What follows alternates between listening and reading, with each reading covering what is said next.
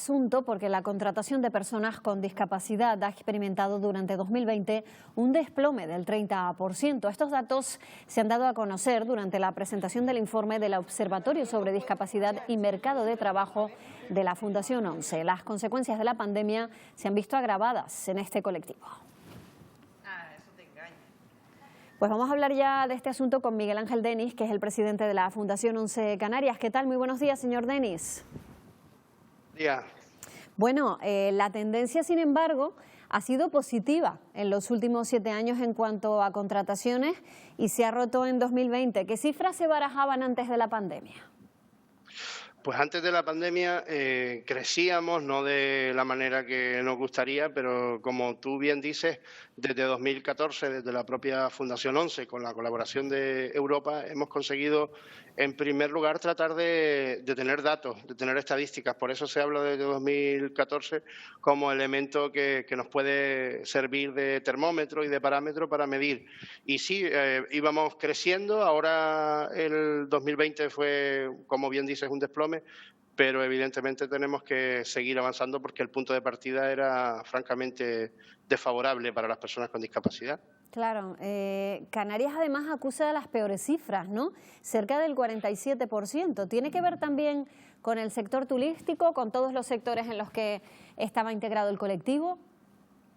El sector servicios y concretamente el ámbito del turismo pues propicia también algunos elementos que no permiten en muchos casos garantizar una estabilidad en el empleo, ¿no? Entonces, para las personas con discapacidad se producen una serie de oscilaciones en las contrataciones y desde luego que Canarias venimos además como consecuencia del propio mercado de trabajo, de la propia comunidad y de la condición también de las personas con discapacidad, de la propia orografía de nuestro territorio, pues con cifras realmente sorprendentes, ¿no? Si lo comparamos con otros lugares de nuestro país.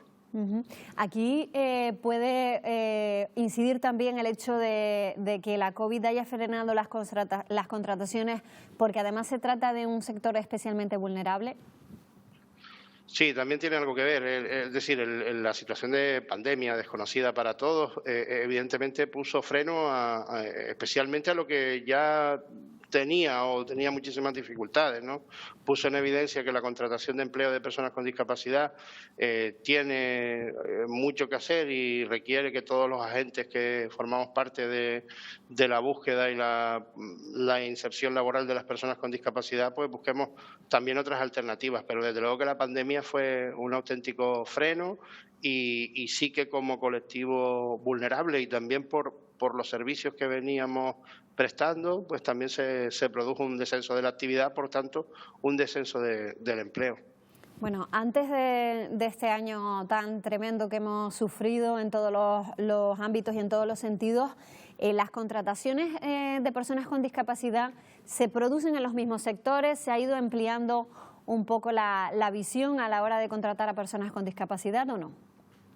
Hay pequeños avances y por eso hablábamos antes del crecimiento desde 2014, pero es imprescindible seguir avanzando en el fomento de las cláusulas sociales por la propia administración pública, en la contratación responsable, en tratar de buscar fórmulas que reviertan también la inversión económica en una rentabilidad social y desde eso trabajamos también desde todos los ámbitos del sector de la discapacidad, del movimiento SERMI, de las propias plataformas del tercer sector para el fomento de una economía más justa y más equitativa.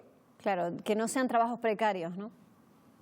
Que no sean trabajos precarios y que además repercuta en la inversión que se realiza por parte del operador, principalmente del operador público, que también genera muchísimo empleo y que además tiene por ley que cumplir con unas medidas de discriminación positiva.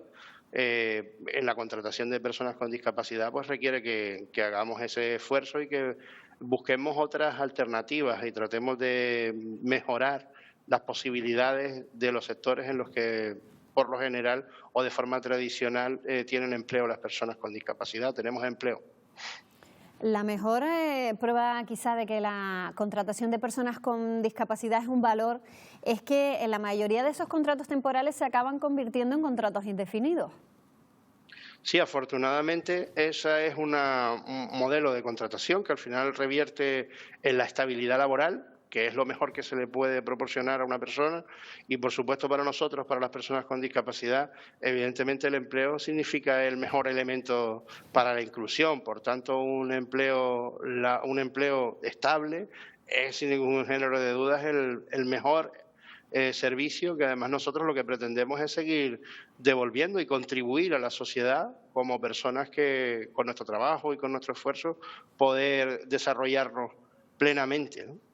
Señor Denis, el teletrabajo ha irrumpido de manera tremenda, ¿no? Ya para quedarse. ¿Podría ser una oportunidad y una alternativa también para aumentar la contratación o limita las relaciones sociales y eso no sería favorable en este caso?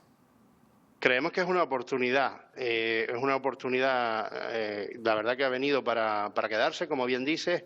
Necesitamos que todos los elementos que confluyen en el teletrabajo contemplen esas medidas de accesibilidad para que todas las personas podamos acceder al teletrabajo en las mismas condiciones, pues es decir, se utilizan un montón de aplicaciones informáticas y otro tipo de soportes digitales en los que se debe de contemplar medidas de accesibilidad, pero sí que evidentemente supone una gran oportunidad, no una alternativa, pero sí una gran oportunidad para, como bien decíamos antes, hacer prospección en otros nichos de mercado de empleo. Quizá, aunque se sepa, habría que recordar en este momento donde, como usted dice, han bajado tanto las contrataciones, las ventajas que tienen también las empresas, ¿no?, a la hora de contratar a una persona con discapacidad.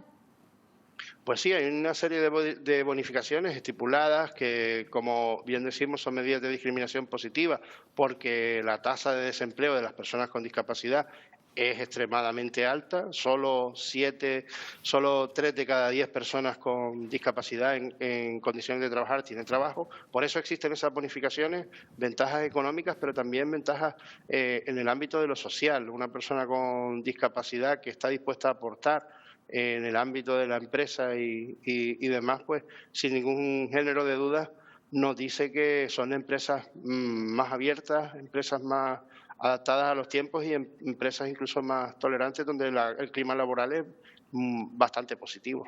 Bueno, para terminar, ustedes se centran mucho también en la formación, ¿no? Esa es quizá la base que tiene que jugar cualquier persona a la hora de acceder a un puesto de trabajo. Evidentemente, si la formación para todas las personas abre millones de oportunidades para las personas con discapacidad, requiere un esfuerzo mayor y además es imprescindible, ¿no?, la formación en muchos casos, la especialización. Por tanto, ahí desde la propia Fundación ONCE y de Inserta Empleo, que es nuestro operador de empleo de personas con discapacidad, tratamos de entender o tratamos de articular la formación como el paso previo e imprescindible para la búsqueda con éxito de un empleo. Pues señor Denis, muchísimas gracias por atendernos. Muy buenos días. Muchísimas gracias. Buenos días.